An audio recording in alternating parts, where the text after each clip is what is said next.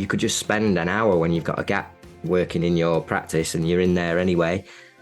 Get on Instagram, schedule a load of posts for the week, you know. The Massage and Physical Therapist Talk Show, brought to you by Massage Warehouse.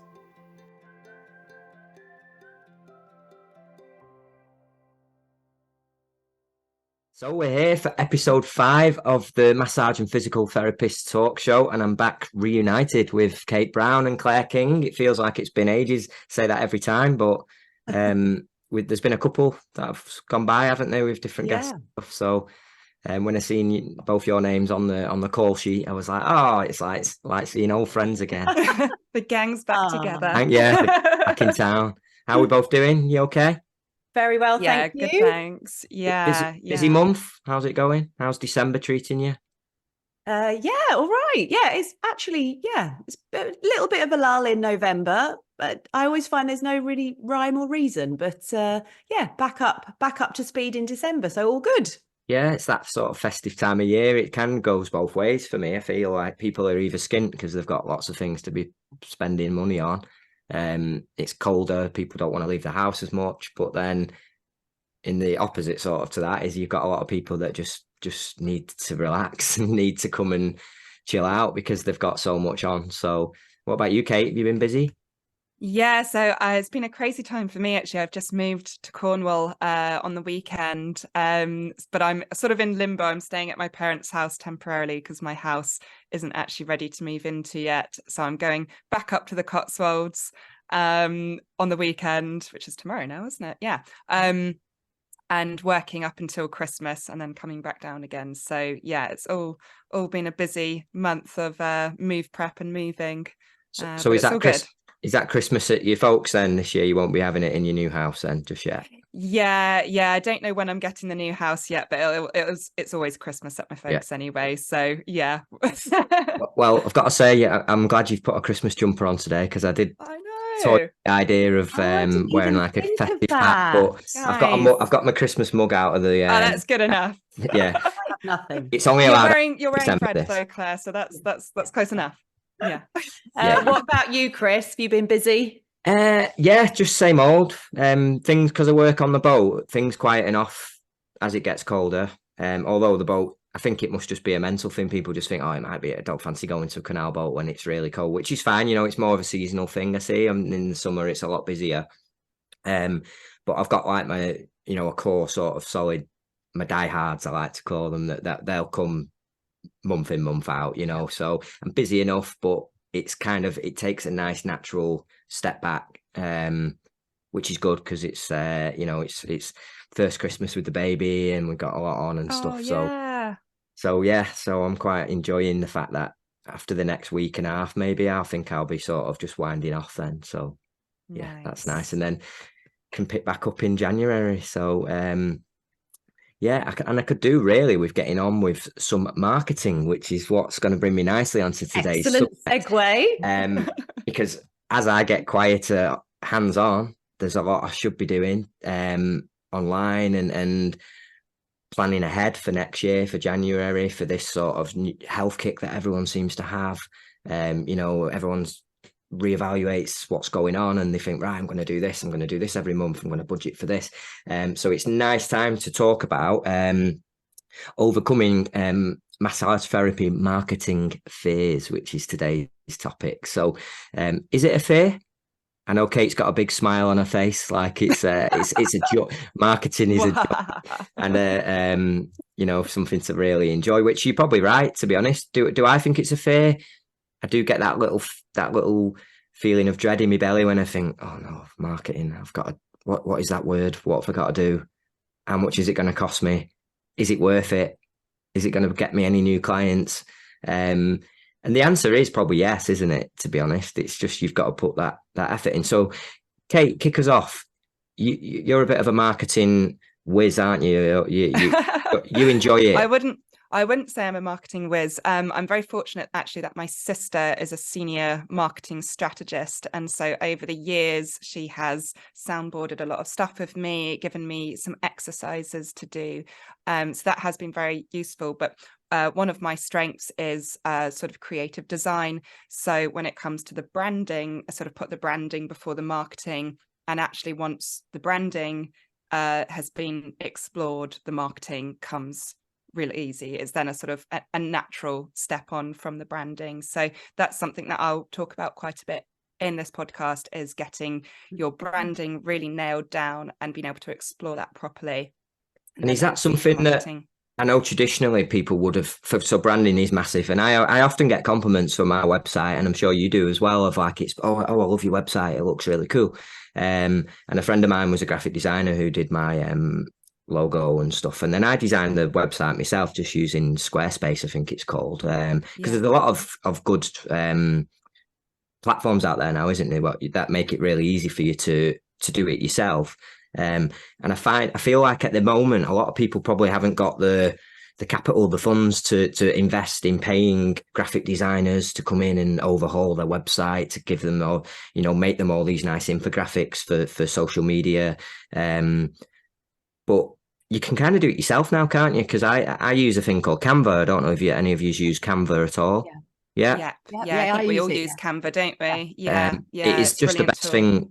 I'd say if someone said to me, what's the best person that works for you or whatever, I'd just say, oh, well, it's Canva, to be honest, because I pay for the premium thing, and it's like 10 quid a month or 13 quid a month. I can't remember. It's somewhere around there, just so that you've got access to all the, the images and stock images and things on there that aren't. So for those that don't know, it's like it provides templates and images and a place for you to create things to go on social media, documents, flyers, posters. It's a really cool place to design stuff, which is really sort of user friendly, and there's a lot of stuff already available. I feel with it that I'm quite torn, because I know obviously it's good to be giving work to graphic designers and people, because that's a trade in itself. And I know as technology moves on, you see how people say, oh, well, it's going to take jobs from people and blah, blah, blah. But I'm at a stage where I needed something designing, a poster or something it was, and I was quoted like 50 quid or something. And then I just thought, I'll just have a go on Canva on my own, and I did it, and I just did it myself. And that's 50 quid I've just saved, So when you think of the monthly cost, if you're paying for the premium version, you've already saved your money, haven't you? So that's a little tip, I suppose. Anyone that's not in this field, hasn't got Canva, should get on there, shouldn't they? Brilliant. What about you, Claire? Going back to common fears. I mean, the first thing I wrote down was literally, fear. There's fear there. There's worry. And I think you can really overthink things and worry about, is this good enough? Like, with social media posts, should I put that out there? What will people think? There's a lot of fear around. Well, I think, and I've experienced it myself. Should I do this? Or I'm not sure, just loads of overthinking. And I would say, try to not kind of worry too much. Give something a go. I would say, get something out there. Maybe if it's Instagram, Facebook post it, and then don't look at it. Just maybe don't look at it for a couple of hours, and just see what happens. And you'll often find that people engage with it, and then it kind of, that decreases your fear. But what I would say is just give something a go. So it might not be socials yet. You might be worried about that. But it might be, creating a little flyer, or just anything that feels comfortable for you, like a stepping stone to it, if there is a lot of fear around it. Because, I understand that, that's part of life, isn't it? Sometimes you do worry a bit about stuff and about business and how things will look out there. Well, there's some people that would argue the fact that, do I need marketing? If I'm a good massage therapist, if I'm good at what I do, will word of mouth just spread, and will that be enough for, people to come? Now, there's people I go to see that aren't on social media. Totally. And the reason I go to see them is because they've been recommended by someone, and they are just really, really good at what they do. And Totally. that part of me likes that they're not on the socials and Well, stuff. They don't have to advertise because they're just good, and they're not worried. They're not worried that they're not going to have enough clients, because they know that they've got to this point where they're good. Yeah, But totally. that'd be nice. Yeah. It would be nice, wouldn't it? But if you want to, I guess it depends on what type of business you're running as well, because that would possibly work when you get it to a point if you're on your own. Yeah. Got But I guess you don't have to do the socials. You don't, I am a lot from word of mouth, as I'm sure we all are. And, I didn't used to do any of it at all. And actually, if you're going to go with word of mouth, then you've got to get the word out there. So it's about talking to everybody about what you do. Don't feel like you're boring, like you go out for drinks with friends and you like talk about what you've done. It's about talking. It's about getting yourself out there to do a freebie at the local school fair or a raffle, or if you're going to do it that way, which is totally fine. If you really don't want to do social media, then it's about just word of mouth, putting your flyers out there, and then creating just talking to everybody, and that really works. Yeah. Yeah. Well, it does, doesn't it? Because that is a form of marketing, isn't it? I guess just word, Kate, do you have a specific plan that you follow? So, because I guess for you, it's not just you, is it? Your company, you've got multiple therapists going out. So I feel like marketing must be so much more important to you, because it's not just filling your day with clients, it's filling all of your therapist days with clients as well, because so that must take more thought. You've got to do more actual marketing for that, to spread the word for that. Yes and no. Obviously, I make a concerted effort to get business for everybody, myself and my team. But what it really goes back to is sort of rewinding to the brand. And I don't necessarily mean the logos and the aesthetics of it, but actually knowing who you are. So this is like your story, what makes you unique. If you're working just as a solo practitioner, what are your USPs? What are the things that make your practice unique? So really understanding that as your basis, because once you understand your story and who you are as a business, that then informs everything else. So that then informs your color palette, that then informs your logo, that then informs the aesthetic of all of your marketing that you do put out there. So even when you're talking about yourself, you need to know in your mind, like, what am I going to tell this person? Why am I a great therapist? What are my skills that other people don't have? And you kind of need to have this really clear in your mind. So one of the best strategies that I can advise and to give people is something called a golden circle. And this is a really simple exercise. And what it is your why, your how, and your what. So you say, we exist to, and then you describe why you exist. So it might be, we exist to deliver exceptional quality massage therapy to people, and you have a certain demographic that you're speaking to. Then we say, we do this by. So how do you do this? How do you deliver this? Do you deliver this as a mobile thing? Do you deliver this as a clinic? So you describe, we do this by. And then you say, to deliver, what are you delivering? And this isn't just hands-on things. It's you're delivering joy, you're delivering care, you're delivering compassion. And so this becomes your statement of who you are as a business. You have a really clear vision of who you are. And then before you know it, you've got all of this beautiful wording that you can use with your marketing. We deliver whatever it is, we are who we are, and suddenly people can connect with you in a much more emotional way, and that is going to drive your business forward. That's much better than saying massage £50. You're describing who you are and what you're doing and the difference you're making, and that is how you get to sell your business more successfully. Yeah, because I feel with that is that if you're I know we're all from different parts of the country and stuff, but let's use my location as an example. I'm Manchester, so it's a it's a busy city. There's a lot of massage therapists and complementary therapists. So if everyone's Facebook, Instagram, website all just says deep tissue massage, so as you say, £50, 1 hour, and it's not not really got much more information than that on there, and everyone says the same, and everyone's charging roughly around the same price because it's the same area, and everyone does check what other people charge and things like that. You're not really you're not selling yourself, are you, to get someone to choose to come to visit you. And obviously your space is unique, and I know we've chatted on other podcasts in the series about how to make your workspace, your treatment space, whether it's, even if you go to them, it's what you do to make that sort of special and unique to you as your brand. So you're trying to get that people across. Buy based on emotions as well. People buy into that much more than just a sort of a no frills, does what it says on the tin. So if you're able to sort of create some sort of story as well, or some sort of emotional connection, I'm not talking about making people cry or anything through your marketing, but just being like connecting with people on a slightly deeper level.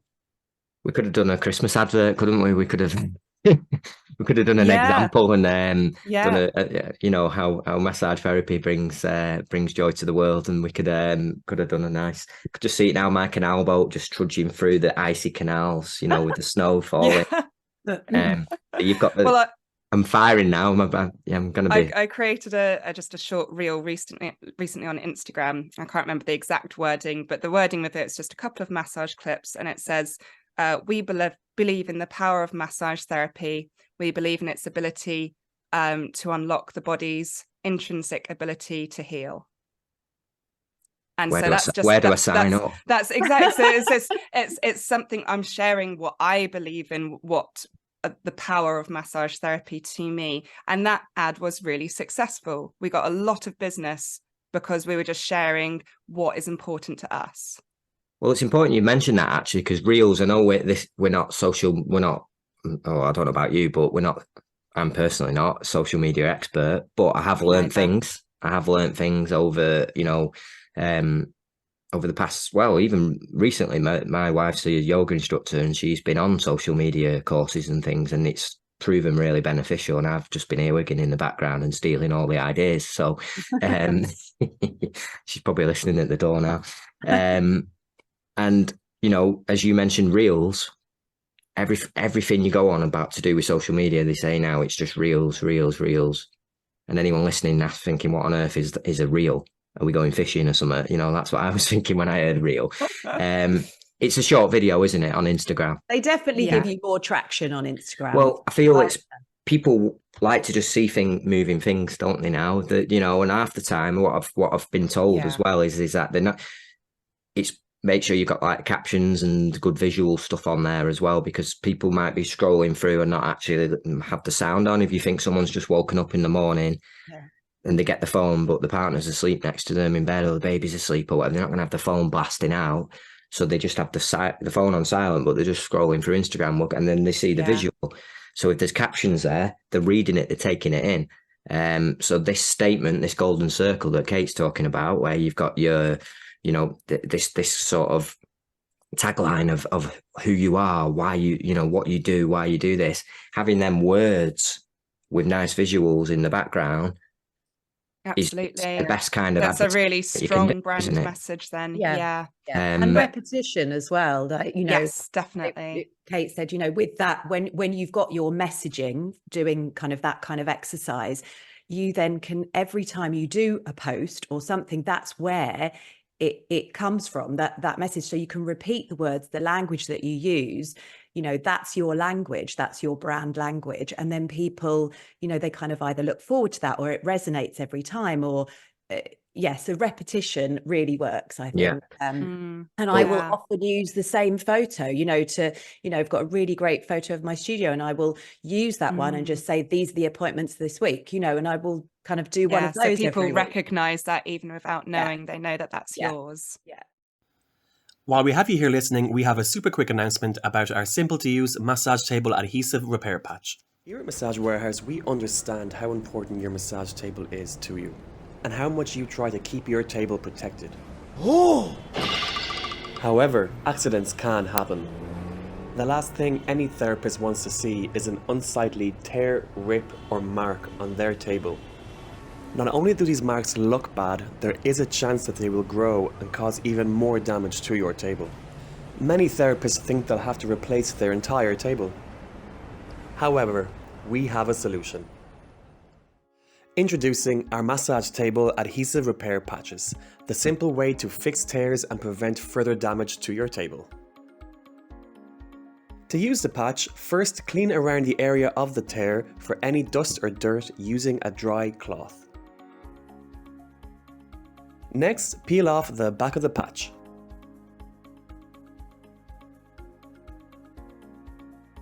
After this, carefully apply the patch over the tear.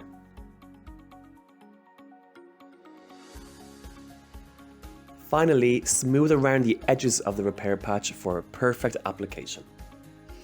And your table should be repaired and good to go. Our patches come in 3 different colours: black, navy and cream. We have different size repair patches available, and should you have a uniquely shaped tear on your upholstery, we can create a custom size repair patch for you. Check out our website massagewarehouse.co.uk to see the full range. Now back to the show.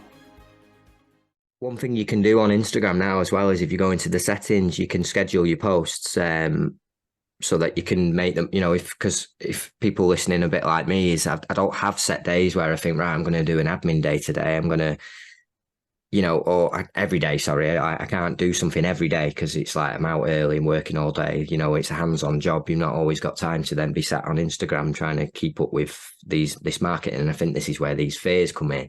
I've not got time to do that. But you can schedule them. So if you've got a quiet evening or an hour block between clients where someone's cancelled, or you've got that time and you're in work mode anyway, you can be getting on Canva, you can be making up some infographics, some nice sort of visuals, some short little videos, because you can make videos on Canva as well. So if anyone's you can. I've made quite a few on there, and they've got stock sort of sounds that you could use, so you could add some relaxing sounds to them.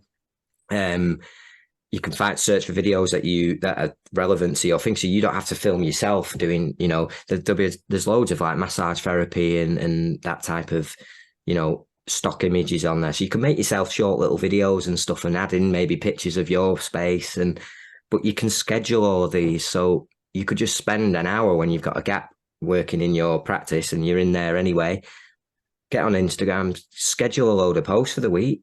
You don't have to, do them live there and then. You can just schedule them. And I find that helps me.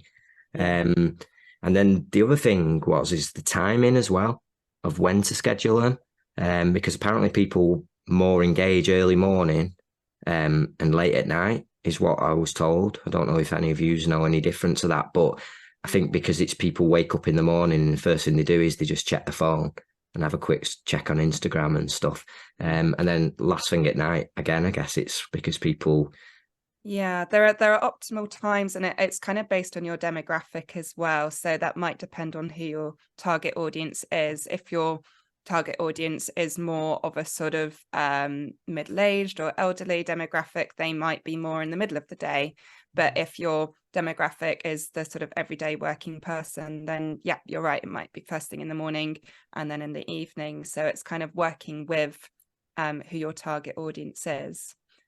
There's a resource I wanted to mention because I think one of the problems is we don't sometimes possess the skills to do some of the things that we want to do.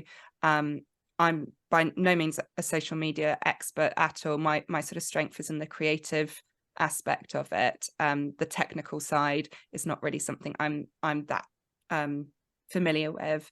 But there's places like the Growth Hub, and probably other similar resources where you can sign up and you get all of these free courses that you can train with. Also, the Federation of Small Businesses, you pay an annual membership, and then they have a huge amount of documents and online training resources that you can use to scrub up on some of these skills if you want to do them yourself. Or it might be that you find that it might be easier just to outsource this little bit of work for someone else to do. But of course, that relies on you having the money to do that. So if you do want to do it yourself, which I think most of us do in the sort of early stages of our business, then yeah, if you want some of those skills, the Growth Hub, Federation of Small Businesses. And if you guys have any other recommendations, I'm sure there's other resources where you can access free training for things like marketing, social media, accounting, all sorts of stuff. I think each local area seems to have like meetups and stuff for this kind of thing. I found on like you know, I live near Altrincham, and there's like social media meetups and it's like a free thing, and it's a community thing really, and it's to help get people back into work. So I would just suggest people go onto like their local Facebook pages for their area and just search social media, and you'll probably find there'll have been a post that someone made at some point about this sort of thing, or comment on that, write a post on your local group and just say, does anyone know of any local social media sort of classes that I can attend? And there's probably so many, because it's a way of getting people back into, you know, get businesses thriving, totally. I think also just going on with that as well, you know, you will have, I'm sure everyone near them will have a local small businesses meetup. I have one down the road, and it's really helpful. And I was definitely scared the first time I went, you know, a bit like, oh, you know, but it was brilliant, and people are just there to network and chat and help each other, and everyone's got different skills. And I would say that is really good. That's another form of like word of mouth, but you're also picking up loads of other tips from people as well. So I'd definitely say a small business meetup is a good way to. Is that one of those like networking events? They I've been to a few at of my them. local pub, you know. It's really, even better. Well, so bonus, but no, it's really good. It's really good. I think they are good. I was just about to say that, you know, taking social media out of it for a second, you know, because it's not the only way. That's just, there seems to be like the current way of, you know, because it's like the new way, isn't it? Is social media and having an online presence, and everything we've just spoke about is about having that online presence, so that your feed, your Instagram feed, your Facebook feed, if you have them linked so that they both post, you know, simultaneously and stuff, you're just there in the back. People just see you. And it just gets you in the back of their mind, so that when they do want to book in for a massage and they think, oh, I could do with a massage, and then they just say, oh, who's that? You know, I keep seeing that company pop up. Oh, I'll try them. So it does work. And I don't know if you know, but I play in a band, and we've just had a new single out, and we've got a PR push going for that with a company that are doing it for us. But that's what they were saying, oh, blah, blah, blah. And I've never had so many people say, oh, I keep seeing your band pop up. I keep seeing the snippets of your single, really like, blah, blah. And it's just about having that presence. It's familiarity, isn't it? And it's just there. So it's the same thing. It doesn't matter if you're a massage therapist, if you're in a band, you know, whatever. That's why I think like flyers and things can be helpful. I've done multiple rounds of flyer drops through people's houses over the years, and I have not found them to be successful, I have to be honest. But other people might have different stories to that. That might just be my story. But I think what is good with print is that you can leave it in different places. So every time you're out, try and leave a few flyers or a few business cards in the local cafe, or if you see a village notice board, pop it on that, or, you know, just try and get it in as many places as you can, because when people start recognizing it and going, oh, I've seen that before, when they do come to think, oh, maybe I'd like to book a massage or something, they'll go, oh, what was that thing that I've seen that somewhere, and then they look for it. So it does help. You've also got things like local directories, printed directories, or online directories as well. These are all places that you can get your business information. And again, that's another version of either print or online advertising. that you can utilize if you don't have social media, or if you want to do it in addition to social media. And I do think what you said about networking as well, that can be really valuable, because you're, again, making those personal connections to people. And I think, I don't know about you guys, but once I've met someone and I can see that they're, you know, a good, nice, vibrant person, I instantly trust in their ability for some reason. They could be awful at what they do, but I'm like, oh, I will book my haircut with that person. Well, it's I will that go and human see that connection, person for isn't it? this. Yeah, definitely. Which is massive in our field, you know, because if people have to like you to want to come to see you, and, you know, if they come once and they don't get on with you, then they'll never come again. No matter how good you are at, you know, as a massage therapist or whatever field you're practicing in. But I think I see all that as old school marketing, which I think is great. And I do think that in our field is really important, because although, like you say, flyers you might not have seen much kickback from it, there's things like, if you look at who your target audience is, when, you know, for instance, for me, a lot of clients that come to see me are probably retired, because they're free in the days to come and they've actually got the time to come to do, you know, for a massage or come for a reflexology session. So and they've got time in the day, because they're retired, they've got the time to spend a bit of time on themselves. So it's questions like, is it worth putting a little ad in your local paper that goes out? Because there's still these free local papers that go out in most areas.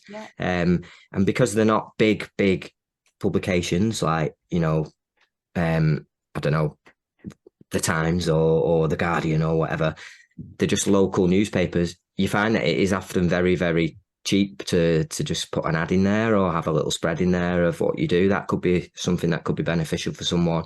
But I think you were saying, Claire, about like doing a pop-up event maybe at your local, like a stall.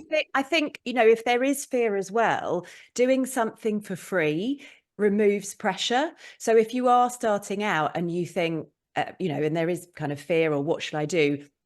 You know, find a local event, or, you know, a fair, or a, you know, something, you know, like that, and just go and do 5-minute taster sessions. You know, give some of your time. It's, you know, for free, and take your I always do a postcard. I always think a postcard is good to give to someone. It's not too flimsy in terms of a flyer, and also it doesn't get lost in a bag. So I do a postcard and I put a QR code on it as well. Anyway, that aside, so have your marketing tool with you, so that when you are talking to somebody and you're giving them a really good, you know, free shoulder massage, there's the card, you've done it for free, there's no pressure on you to, you know, in terms of marketing. But that's quite a nice way, I think, to do, like, and it feels like a real achievement as well. Like, you know, if there is fear and worry and anxiety, that really feels like you've done something, which you have, you know, and it's people love a free massage, you know. Well, I feel these like fairs, for instance, it's Christmas time now, you know, so if your local area's got a local fair coming up, and you can have a setup there, it's a great way to meet people in your local community. It's getting your face out there, it's introducing yourself, it's money can't buy valuable sort of promotion, isn't it? A lot of these stalls and at these fairs, you know, it's like 20 quid or something to have a stall for the day. You set your massage chair up, you got your flyers out, you know, you don't necessarily have to do it for free. People aren't expecting a free massage, but they might pay £5 for 10 minutes or something, you know, and it's a nice way for them to sit on and have a 10-minute stress buster, whatever you want to call it, before they crack on doing their Christmas shopping. But it's such a valuable way of meeting people in your local area. And I used to do them quite a lot, and it did get me a lot of clients, to be honest, and clients that are still seeing me now. And it's because they met me and they chatted with me. And it's like Kate said, it's like they get on with you. They don't know if you're any good, but if they like you and they get on with you, they'll definitely come and try. And I think one thing this time of year, what everyone needs to get on, me included, and I've just reminded myself, is gift vouchers. Yes, just sent my email out about those. It's the best thing ever this time of year, because you get everyone panicking on what to buy their mum or dad for Christmas. They have no idea it gets to the 23rd of December and it's an e-voucher, so they can just do it online and email it to themselves. Yeah. It's the, it is the best last minute. And for anyone listening, don't think, oh, I've missed the boat, it's too late to be promoting that now, because I've been posting about gift vouchers on Christmas Eve and I've had people buy them on Christmas Eve. Yeah, definitely same. Because Yeah, there's a lot of last minute buys of gift vouchers. I feel they're it's just a the- great gift. the It's just a last great minute gift, isn't penny. it? So it's probably the time to just be getting out social media posts, whatever, about gift vouchers, because they make great presents. It's a great experience. Make sure you have them valid for a certain amount of time, because you don't want people coming and trying to use them 2 years down the line. Yeah. I think I have 6 months on mine. I'll be honest, I've had people buy it lots in the past and they've never been used, which is a shame, but that does happen. Yeah. Don't take it to heart, because at the end of the day, someone's bought it to someone because they don't know what to buy their mother-in-law or whatever, and they thought that'll be nice. The mother-in-law's never got round to using it, or secretly has no interest in using it, but doesn't want them to know that. Do you know what I mean? Yeah, But it doesn't matter. You offering that service, and hopefully they'll take you up on it. Do you have one best piece of advice for massage therapists regarding this whole subject? I've got one offer that I did that worked so well. And it's when I used to do massage-based facials, and I was just starting out doing them. And what I said is, for the first time you come, you will get a free 15-minute back massage. And because people were booking for the facial, they didn't really, I'd taken a long career break because I had kids. And so they kind of they didn't know that I could do massage. So every time they came, first time, sorry, they would get this free massage, and then they'd realize that I could massage. And then they'd have the facial. And then the next time they booked, I think all of them then became regular clients that would book in for, and I increased it. I said, well, it's a half-hour back massage. So then it would be an hour and a half treatment rather than a 1 hour facial. And so that kind of, that increased my revenue. And it was, a really good treatment, because you get a back massage and then you get a facial, and everyone was happy. So it was a really, really good marketing exercise. And I know not everyone can give, because at the time I was actually just doing those in my bedroom. Well, not my bedroom, but a spare bedroom. But I know not everyone has the luxury of giving time or is able to. But I would always say, if you can give something extra and then think about what that will do, how that will convert into money, let's be honest, like how that will convert into extra money for you. Did you find it hard transitioning away from that, though? Did you get too many clients that were just used to getting this extra 30 minutes for free Oh, no, sorry. No, so they got 15 minutes the first time they came of a back massage. And then the next time they booked, I would say, well, they would say, that's what I want. I want the, not just the 1 hour facial, I want the back massage as well. And I created a 1.5 hour treatment for that. So that's what it became. So I gave away the 15 minutes for free to start. And that generated an hour and a half booking for them. Generated, instead of an hour treatment that they would rebook for, it generated a whole, extra half hour, which was, a lot more money. That definitely, that's great. And I find that I get a lot of clients booking 90 minutes now as well, because my prices went up slightly just in line with everything else. And but I kept the 90-minute session price the same. So it was kind of the 60-minute and 30-minute sessions have gone up slightly, but if you book an hour and a half, it's still the same price. And people then thought, oh, you know what, I'll just book an hour and a half then. And then they're with me for longer. It's less, it's just great all round. They get a longer session. I'm with the client longer, which means I'm seeing slightly less clients in the day because they're all booking for longer instead. But speaking of clients, Claire, I can hear yours knocking at the door ready for yours. I've got to go, guys. It's been lovely talking to you, but I must get on. Great to see you, Claire. Yeah. Kate, we'll just carry this on a little bit, because I know you've got a couple more things to I haven't got loads of stuff, but there was just a couple of things which I thought are quite good to think about. Again, sort of going back to your brand and your brand message. And I really do believe that nailing that part down and really taking time to explore who you are and what makes you unique will then provide you with all of this material for your marketing, which will just send a clear message to your clients and really help your marketing as a whole. So this was another thing that can't wait to hear this is. Yeah, or you might have heard of it anyway, but it might be new to some people. It's something that my sister was good enough to share with me, who's a marketing strategist. And this is something called brand archetypes. I don't know if you've heard of this, Chris. Not, but I feel like I need to know. Yeah, no, it's great. So brand archetypes, there's not seven, there's 12 types. I can't recall all of them, but basically I think of it a bit like a star sign. So a brand archetype sort of reflects your personality as a brand, your values, and your sort of your way of doing things. And so you won't just be one brand archetype, you might be a combination of, say, 2 or 3.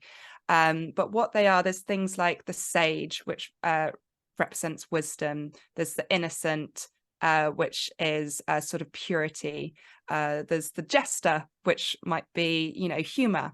There's the hero, so someone that swoops in and saves the day. And all sort of brands out there use these brand archetypes to identify who they are as a brand. And it's quite an interesting thing if you sort of take brands like, for instance, Nike or Coca-Cola, and you think about what is their brand archetype, what is their main message.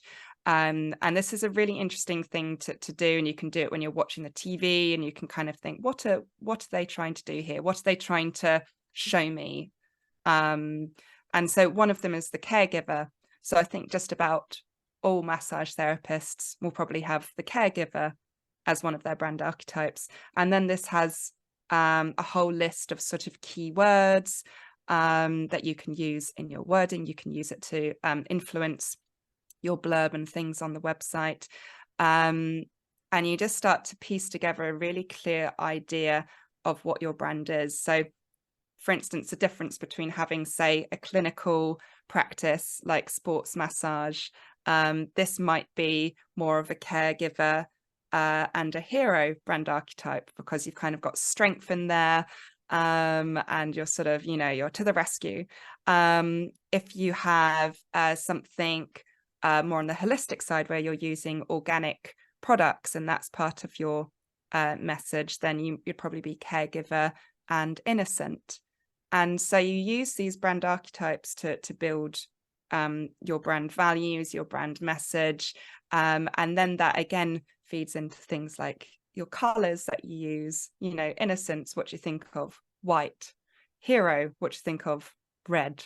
And so you start making these associations where when the consumer or your client is then making these decisions, they've got all of these subliminal bits of information that are coming in that then make sense to them. They can see that this is a really comprehensive brand.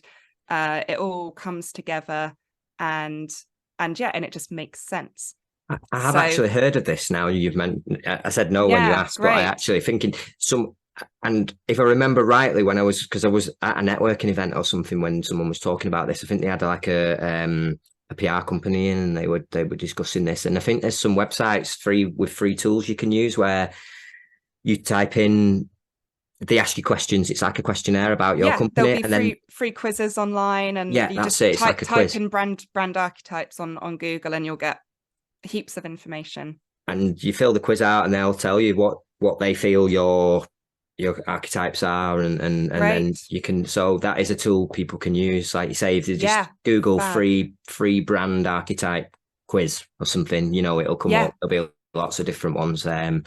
And that's a great tool for everyone to have. We've kind of done a big sort of roundup of what people can be doing to help market themselves and take away these fears. Because if you listen to us chatting about it, we're not experts, but we've just managed to just couple it together, and we've learned as we've gone along. And hopefully there's elements of this that will help everyone.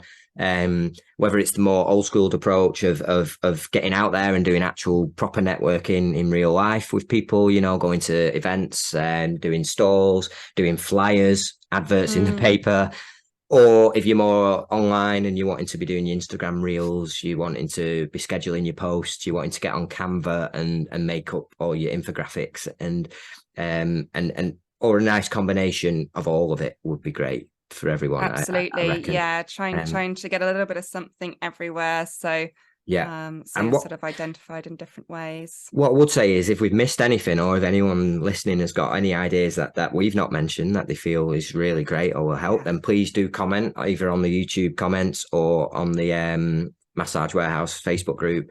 Yeah, it's a really good out. conversation to have. So yeah, just helping everyone has an input. The better. People can get bits that work for them then. So that would be great. So I think we'll wrap that up there as our Christmas Christmas special, I feel. Yeah. Unless we end up squeezing another in before then, but I don't know, the time's ticking on, isn't it? So yeah, so what I would say is everyone that's listening, like and share and subscribe. Keep coming back and dipping into these, because if you look through the list now, this is episode 5, but there's just they're really interesting bits of information to take from every episode. So I've been dipping back into old ones as well from last season, just to sort of get ideas for certain things that I've been thinking, oh yeah, we spoke about that back then. So yeah, Kate, it's been a pleasure as always. Pleasure as always. Yeah. Great speaking to you. And I'll see you in the coming months for another one, I suppose. Yeah, if I don't catch you before, have a lovely Christmas. You too. Yeah. All right. Great. Catch great you speaking soon. to you. Cheers Bye. now. The Massage and Physical Therapist Talk Show. We discuss the talking points that matter to you, the therapist. A lot of work goes into creating the talk shows, and we'd be very grateful if you can choose Massage Warehouse when shopping for massage supplies, so we can continue to create these amazing podcasts.